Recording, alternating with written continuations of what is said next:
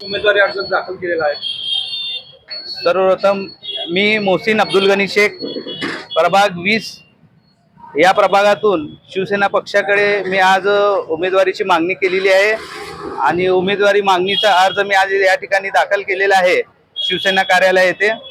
तर येणाऱ्या निवडणुकीमध्ये मी प्रभाग 20 मधनं सर्वसाधारण गटातून निवडणूक लढण्यासाठी इच्छुक आहे आणि त्या पद्धतीने माझी पूर्ण तयारी सुद्धा झालेली आहे आणि प्रभाग 20 मध्ये नवीन चेहऱ्याची जी गरज आहे ती गरज पूर्ण करण्यासाठी मी परिपूर्ण तयारीने मी ह्या निवडणुकीच्या सामोरे जात आहे।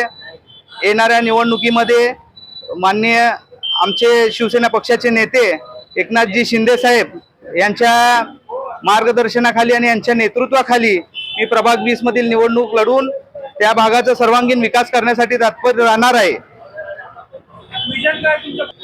प्रभाग 20 साठी मिशन म्हणजे त्या भागामध्ये आतापर्यंत जे झालेले काम आहे ते अतिशय निकृष्ट दर्जाचे काम झालेले आहे। त्या ठिकाणी कुठलंही काम व्यवस्थित पद्धतीत पार पडलेलं नाही आहे। ड्रेनेजचं काम असू दे किंवा त्या ठिकाणी रस्त्याचे काम असू दे, त्या ठिकाणी कुठलेही सार्वजनिक शौचालय असतील, वेगवेगळ्या प्रकारची समस्या अजूनपर्यंत निवारण झालेलं नाहीये किंवा त्याचं निरासन झालेलं नाहीये। मला त्या प्रभागाचा सर्वांगीण विकास करण्यासाठी शिवसेनेकडनं जर संधी मिळाली तर 100% मी त्या भागातून निवडून येऊन त्या भागाचा सर्वांगीण विकास करेन। प्रभाग 20च्या नागरिकांना काय आवाहन करा?